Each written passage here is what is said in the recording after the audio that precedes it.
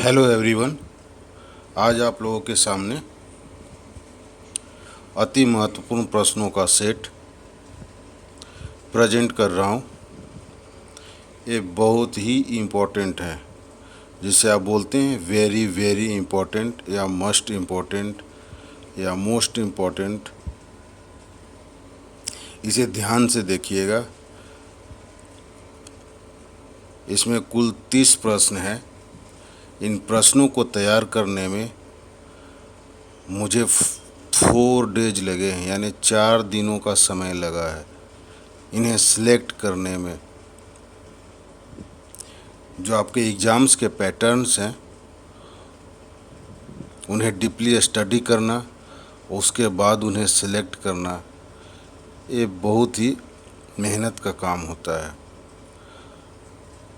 आप लोग देखते हैं चैनल्स, क्योंकि हमें पास पूरे डिटेल्स आ जाते हैं, लेकिन आप सब्सक्राइब नहीं करते हैं। आप देखते हैं तो आप सब्सक्राइब ज़रूर करें, क्योंकि आपको बहुत फ़ायदा होने वाला है।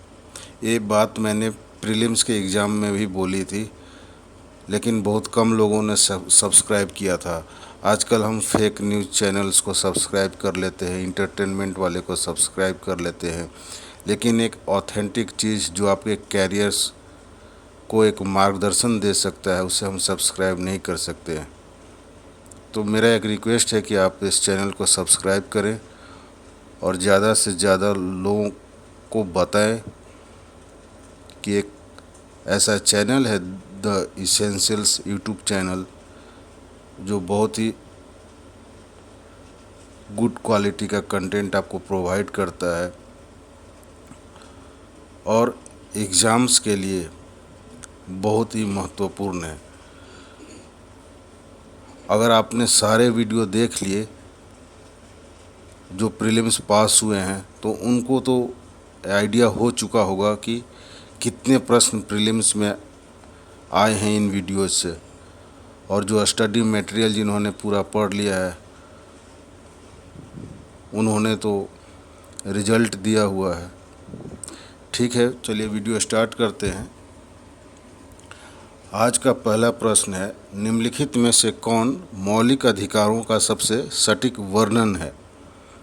ए, किसी व्यक्ति को प्राप्त समस्त अधिकार। बी, कानून द्वारा नागरिक को प्रदत्त समस्त अधिकार। सी, संविधान द्वारा प्रदत्त और सुरक्षित समस्त अधिकार। डी, संविधान द्वारा प्रदत्त वे अधिकार जिन पर कभी प्रतिबंध नहीं लगाया जा सकता। तो आपने इंडियन पॉलिटी में पढ़ा होगा, मौलिक अधिकार जो संविधान के भाग 3 में है, उसमें ये बताया गया है कि मौलिक अधिकार को संविधान प्रदान करती है और वही उसे सुरक्षा देती है। यानी जब भी आपका मौलिक अधिकार का कोई हनन होता है, तो आप सीधा उच्च न्यायालय या सर्वोच्च न्यायालय, हाई कोर्ट और सुप्रीम कोर्ट में जा सकते हैं।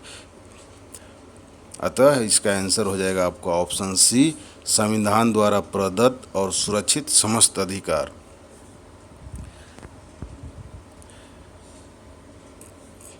क्वेश्चन नंबर 2 है, इनमें से कौन सा कार्य चुनाव आयोग नहीं करता है?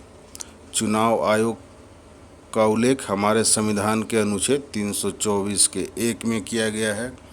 ऑप्शन है आपका ए, मतदाता सूची तैयार करना। बी, उम्मीदवारों का नामांकन करना। सी, मतदान केंद्रों की स्थापना करना। डी, पंचायत के चुनावों का पर्यवेक्षण यानी कि निगरानी करना। तो जब आप चुनाव आयोग चैप्टर पढ़ेंगे तो वहाँ आपको सीधा सीधा मिलेगा कि पंचायत के चुनाव करवाना राज्य निर्वाचन आयोग का कार्य है, ना कि चुनाव आयोग का कार्य है। तो इसका आंसर हो जाएगा डी, पंचायत के चुनावों का पर्यवेक्षण करना चुनाव आयोग का काम नहीं है, जबकि क्योंकि यह काम राज्य निर्वाचन आयोग का है। इसमें एक काम और है चुनाव आयोग का, वो है आपका जो चुनाव प्रचार होता है, तो चुनाव प्रचार के दौरान आचार संहिता एक जारी की जाती है। तो वह भी चुनाव आयोग जारी करता है। नेक्स्ट है आपका, निम्नलिखित में से कौन से राज्यसभा और लोकसभा के सदस्यों के चुनाव को प्रणाली में समान है, यानी दोनों जगह समान है। अब ऑप्शन को ध्यान से पढ़िए। ऐसे प्रश्न अगर आपने कहीं नहीं भी पढ़े हैं और थोड़ा सा अपना विवेक का इस्तेमाल करेंगे तो ये आपका सही हो सकता है। 18 वर्ष से ज़्यादा की उम्र का हर नागरिक मतदान करने योग्य है। राज्यसभा और लोकसभा के सदस्यों के चुनाव प्रणाली में समानता को ढूंढना है। तो आप जानते हैं हमारे यहाँ मतदाता के लिए उम्र है 18 वर्ष, लेकिन राज्यसभा और लोकसभा की बात हो रही है। बी, विभिन्न प्रत्याशियों के बारे में मतदाता अपनी पसंद को वरीयता क्रम में रख सकता है। सी, प्रत्येक मत का समान मूल्य होता है। डी, विजयी उम्मीदवार को आधे से अधिक मत प्राप्त होने चाहिए। अब यहाँ पे आप फंस भी सकते हैं अगर आपने ए को टिक किया कि 18 वर्ष से ज़्यादा उम्र का हर नागरिक मतदान करने के योग्य है। ये ठीक है, समान है, लेकिन क्या बोल रहा है आपका कि समान है। जब हम इसमें जाते हैं राज्यसभा और लोकसभा की थोड़ी सी एक चुनाव प्रक्रिया को देख लेते हैं। लोकसभा में डायरेक्ट मतदाता हम उसमें वोट करते हैं, लेकिन राज्यसभा में क्या होता है कि राज्यसभा के निर्वाचन में जिन प्रतिनिधियों को हम चुनते हैं वो वोट देते हैं और फिर उनके वोट के वैल्यू से वो जीतते हैं।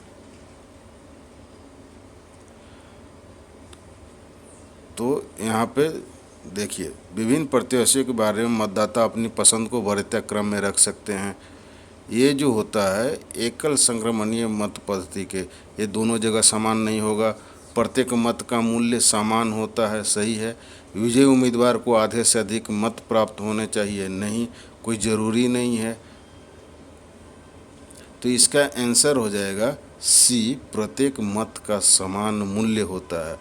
18 वर्ष से ज़्यादा की उम्र का हर नागरिक मतदान करने योग्य है।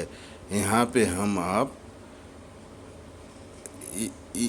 इसमें इसलिए फंस रहे हैं कि हर नागरिक मतदान करने का योग्य इसलिए नहीं है कि राज्यसभा का जो निर्वाचन होता है वो हमारे प्रतिनिधियों द्वारा किया जाता है और लोकसभा का डायरेक्ट होता है। दोनों को निर्वाचन को आप थोड़ा सा देख लेंगे तो आपको ये डिफरेंस पता चल जाएगा। यहाँ पर थोड़ा सा अगर और डिटेल में बताऊँ तो वीडियो लंबा हो जाएगा, इसलिए आगे बढ़ रहा हूँ। नेक्स्ट है फर्स्ट पास्ट द पोस्ट प्रणाली, यानी the first past the post system में वही प्रत्याशी विजेता घोषित किया जाता है जो, ये हो गया, सर्वाधिक संख्या में मत अर्जित करता है। बी, देश में सर्वाधिक मत प्राप्त करने वाले दल का सदस्य हो। सी, चुनाव क्षेत्र के अन्य उम्मीदवारों से ज़्यादा मत हासिल करता हो। डी, 50% से अधिक मत हासिल करके प्रथम स्थान पर आता हो। फर्स्ट पास्ट द पोस्ट प्रणाली मतलब जो आगे वो विजयी, जो आगे वो विजयी, चाहे वो एक वोट से ही क्यों ना आगे हो। यही सिस्टम हमारे यहाँ चुनाव प्रक्रिया में लागू है। तो इसका आंसर हो जाएगा चुनाव क्षेत्र के अन्य उम्मीदवारों से ज़्यादा मत हासिल करता हो, चाहे वो एक मत ही क्यों न हो। इसमें एक खामी भी ये है कि अगर किसी पार्टी को, जैसे आपके एनसीईआरटी में एग्जाम्पल्स में दिया हुआ है कि इंदिरा गांधी के टाइम में 400 से अधिक वोट मिले थे कांग्रेस को, जबकि टोटल वोट का परसेंटेज मात्र 48% था और सीट जो आए थे वो 543, यानी लोकसभा के 543 सीट के 80% थे। तो 48% वोट प्राप्त करने वाली पार्टी 80% सीट पर विजयी हो गई। यह एक उस खामी को दर्शा रहा था। ये बहुत लंबी चीज़ है, इस पर डिस्कशन अगर आपके पास बुक है तो आप उसमें पढ़ लीजिएगा। डिस्कशन करने में वीडियो लंबा हो जाएगा। सिर्फ यहाँ पे यही समझ लीजिए कि इसका आंसर हो जाएगा सी, चुनाव क्षेत्र के अन्य उम्मीदवारों से ज़्यादा मत हासिल करता हो, चाहे वो एक ही मत क्यों ना हो। ओके, और मैं बता दूँ ये क्वेश्चंस में भी आपको आ जाए। फर्स्ट 5 में से कोई क्वेश्चन आ सकता है। नेक्स्ट, इनमें से किस गवर्नर जनरल ने सबसे पहले पृथक निर्वाचन मंडल की व्यवस्था मुसलमानों को जीतने एवं उन्हें कांग्रेस के विरुद्ध करने के लिए इस्तेमाल की थी? कर्जन, डफरिन, हार्डिंग और मिंटो। इसका आंसर हो जाएगा मिंटो। फैक्चुअल है क्वेश्चन, इसे आपको याद करना है, इसमें समझने वाली कोई बात नहीं है। नेक्स्ट, भारतीय पुरातत्व सर्वेक्षण की स्थापना किसके काल में हुई थी? हेस्टिंग्स, वेलेजली, कर्जन या बेंटिक? आंसर है आपका सी, लॉर्ड कर्जन। अष्टप्रधान नाम की मंत्रिपरिषद थी गुप्त प्रशासन में, चोल प्रशासन में, विजयनगर प्रशासन में या मराठा प्रशासन में? तो ये आप जानते होंगे कि अष्टप्रधान जो था वो मराठा प्रशासन में था और अष्टदिग्गज जो था वो कृष्णदेव राय के प्रशासन में था, विजयनगर साम्राज्य के टाइम पे। नेक्स्ट क्वेश्चन है, इम्पोर्टेंट है। मुगल शासन में तांबे का सिक्का कहलाता था रुपया, दाम, टंका या शमशी? थोड़ा सा सोचिए और बताइए।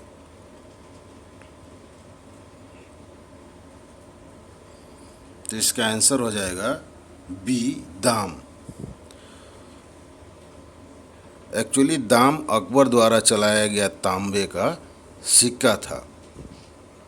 टकसाल जानते? टकसाल जहाँ पे सिक्के बनते हैं और संग्रह होते हैं, तो मुग़ल काल में टकसाल के अधिकारी को दारोगा कहा जाता था। टकसालों में सोने, चांदी और तांबे के सिक्के ढाले जाते थे। चांदी का जो सिक्का होता था उसे रुपया कहा जाता था।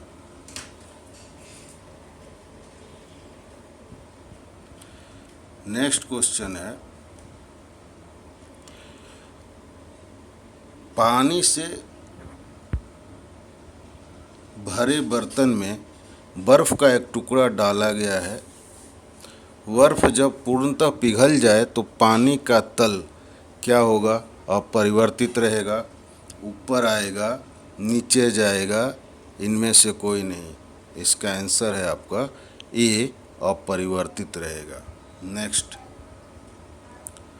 भारत के सांस्कृतिक इतिहास के संदर्भ में पंचायतन शब्द किसे निर्दिष्ट करता है?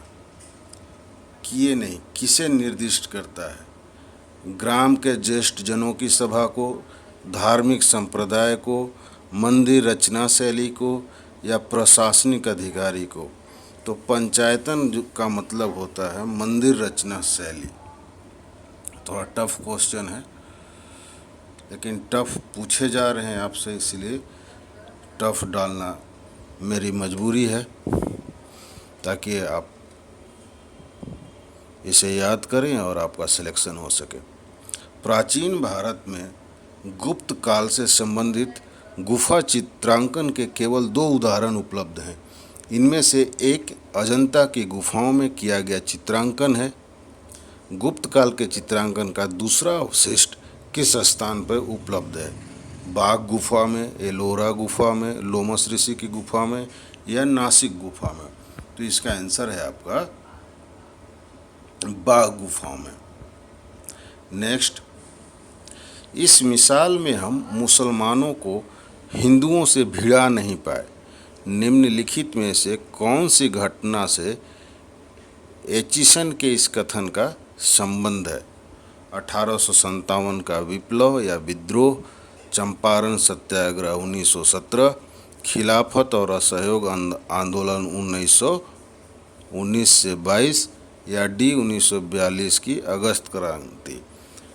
तो इसका आंसर है सी, खिलाफत आंदोलन के समय एचिसन ने कहा था कि इस बार हम मुसलमानों को हिंदुओं से लड़ा नहीं पाए या भिड़ा नहीं पाए।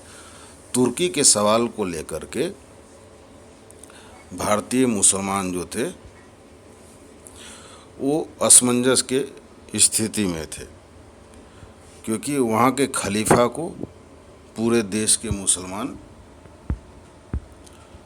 अपना एक बादशाह के रूप में मानते थे। और जब वर्ल्ड वार हो रहा था तो तुर्की अंग्रेज़ों के विरुद्ध था और भारतीय सेना जो इंडियन थे वो गांधी जी के आह्वान पे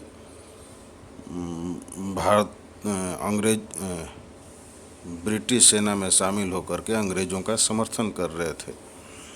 गांधी जी ने इस मौके का फ़ायदा उठाया और हिंदू मुस्लिम दोनों को एक साथ लाया, जिसके वजह से गांधी जी के प्रयासों की वजह से ब्रिटिश हिंदू मुस्लिम को आपस में लड़ाने में सफल नहीं हो सके। बाद में मुस्तफ़ा कमाल पाशा ने तुर्की के प्रश्न को ही समाप्त कर दिया और खलीफा पद भी समाप्त हो गया। नेक्स्ट है, सहायक संधि को स्वीकार करने वाला पहला शासक था। अवध का नवाब, हैदराबाद का निजाम, पेशवा बाजीराव द्वितीय, ट्रावनकोर का राजा। इसका आंसर है ए, अवध का नवाब। सहायक संधि का जनक बोलते हैं लॉर्ड वेलेस्ली को। नेक्स्ट है आपका, सुरक्षा प्रकोष्ठ यानी रिंग फेंस की नीति का संबंध किससे है या नीति संबंधित है? हेस्टिंगस से, डलहौजी से, लॉरेंस से या लॉर्ड हेस्टिंगस? वारेन हेस्टिंगस और लॉर्ड हेस्टिंगस दोनों दो अलग अलग पर्सन हैं, इसीलिए यहाँ ध्यान रखिएगा। इसका आंसर हो जाएगा रिंग फेंस वारेन हेस्टिंगस। ऐसे ही उसको जोड़ भी सकते हैं, रिंग फेंस वारेन।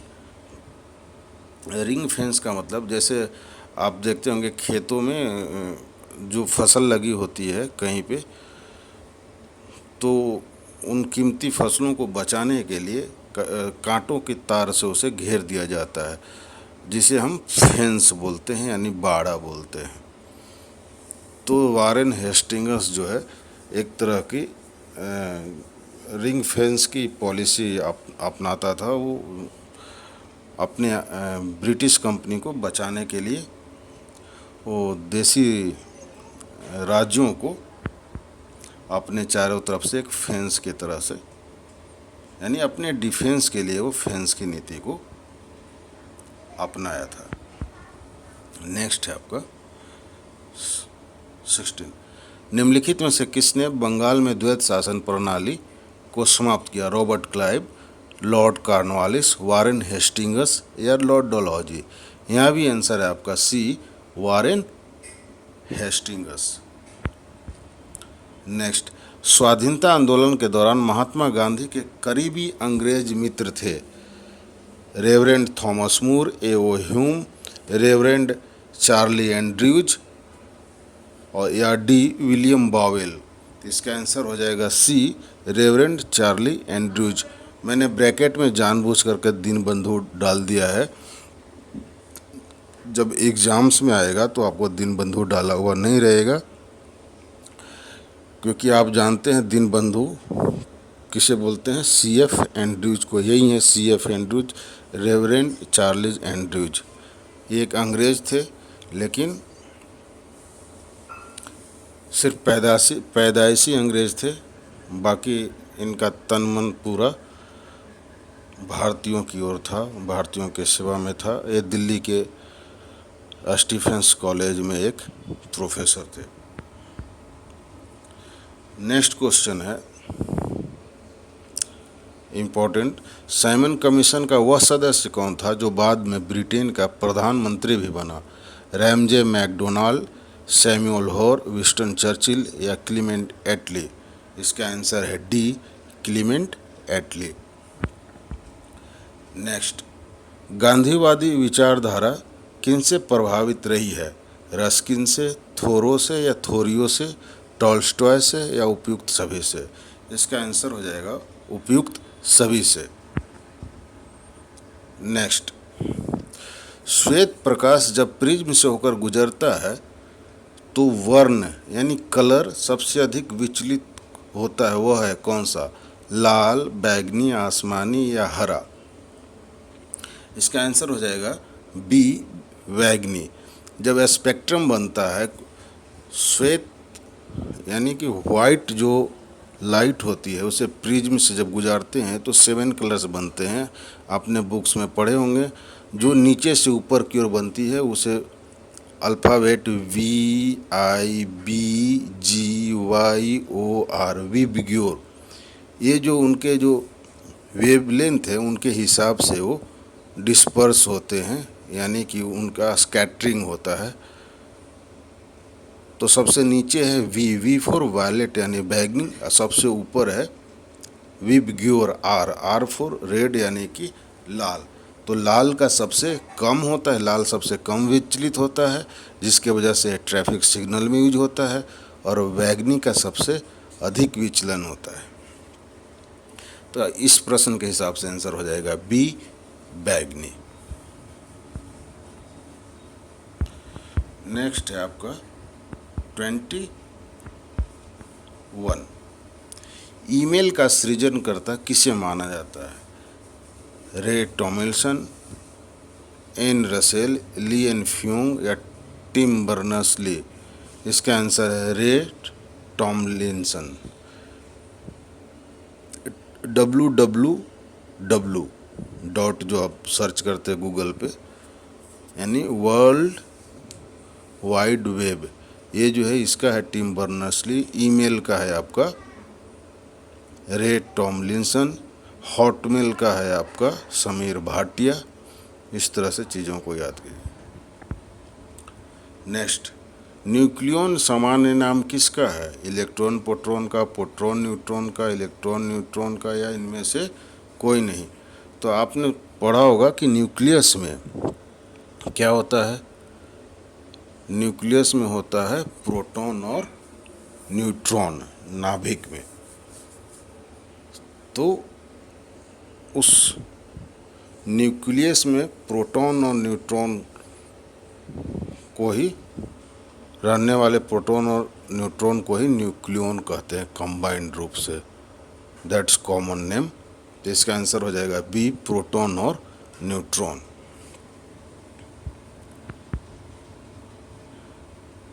नेक्स्ट, प्रयोगशाला में संश्लेषित किया जाने वाला प्रथम कार्बनिक यौगिक था? यूरिया, एसिटिक अम्ल, इथाइल एल्कोहल या मीथेन? तो इसका आंसर है आपका ए, यूरिया। नेक्स्ट, अल्कोहलिक खमीरन यानी अल्कोहलिक फर्मेंटेशन किण्वीकरण का आखिरी उत्पाद क्या है? Methyl alcohol, acetaldehyde, ethyl alcohol या फॉर्मिक एसिड? तो इसका आंसर है इथाइल एल्कोहल। इथाइल एल्कोहल को इथेनॉल भी बोलते हैं। तो अगर इसके जगह पे इथेनॉल भी ऑप्शन में रहे तो आप उसे टिक कर देंगे, दोनों में से कोई एक ही रहेगा। संक्रामक रोग का कारक है जीवाणु, विषाणु, प्रोटोजोआ या उपयुक्त सभी? तो संक्रामक रोग, अभी जो कोरोना वायरस है ये भी एक संक्रामक रोग है। तो वायरस तो जान रहे हैं कि विषाणु है, तो इसके वजह से आप फंस मत जाइएगा कि सीधा विषाणु पे मार देंगे ये संक्रामक रोग है, नहीं। वो बैक्टीरिया से भी फैलने वाले बहुत सारे रोग हैं जो संक्रामक हैं। प्रोटोजोआ से भी फैलते हैं, वो संक्रामक है। कवक से भी फैलते हैं, जैसे दाँत खाज, खुजली, एक दूसरे को संपर्क से वो फैल जाते हैं। तो यहाँ आंसर हो जाएगा 25 का डी, उपयुक्त सभी। कोरोना वायरस क्या है? यह वायरस का एक बड़ा परिवार है। यह नीडो वायरस के परिवार से संबंधित है। ए और बी दोनों सही है, केवल ए सही है। तो यहाँ आंसर है आपका सी, ए और बी दोनों सही है। 27, निम्नलिखित में से कौन सा वायु प्रदूषण के जैविक सूचक का प्रसिद्ध उदाहरण है? ये वीवीआई क्वेश्चन है। वायु प्रदूषण के जैविक सूचक का प्रसिद्ध उदाहरण: लाइकेन, मिथाइल मरकरी, गुलाब का पौधा, सूरजमुखी का पुष्प। थोड़ा सा सोचिए।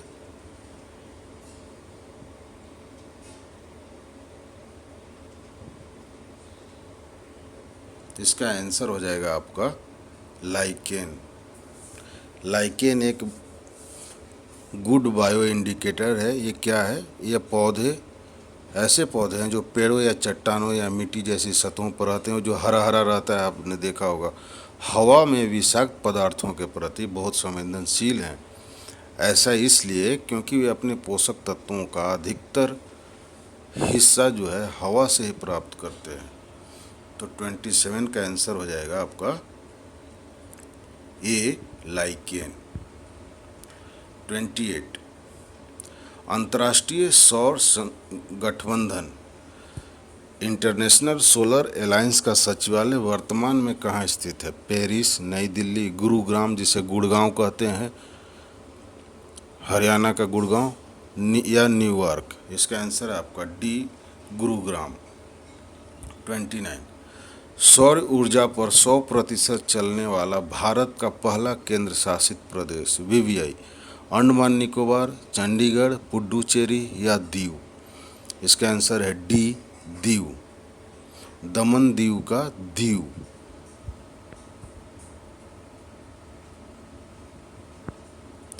नेक्स्ट क्वेश्चन है आपका,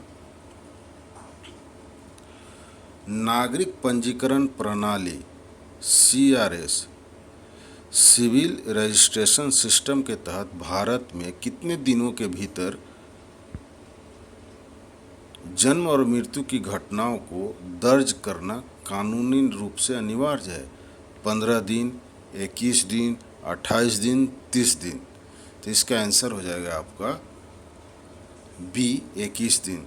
सचिन तेंदुलकर क्रिकेटर जो ऐड करते थे, वो ऐड आती थी पहले, आपने अगर देखा होगा तो उसमें वो बताते थे कि 21 दिन के अंदर आपको रजिस्ट्रेशन कराना होता है। अंतर्राष्ट्रीय सौर संगठन के बारे में एक चीज़ आपको बता दूं कि यह एक ऐसा गठबंधन है जो ऐसे देश जो या तो पूर्ण रूप से या आंशिक रूप से कर्क रेखा और मकर रेखा के बीच स्थित है, क्योंकि इन दोनों रेखाओं के बीच सूर्य की रोशनी ज़्यादा मिलती है, वर्ष में अधिक मिलती है। तो इन दोनों के बीच की पट्टी को सोलर बेल्ट बोलते हैं। इस सोलर बेल्ट पर आने वाले देशों का ये एक गठबंधन है जो सोलर एनर्जी के प्रोडक्शन के लिए काम कर रहे हैं। इसकी स्थापना 2016 में हुई थी।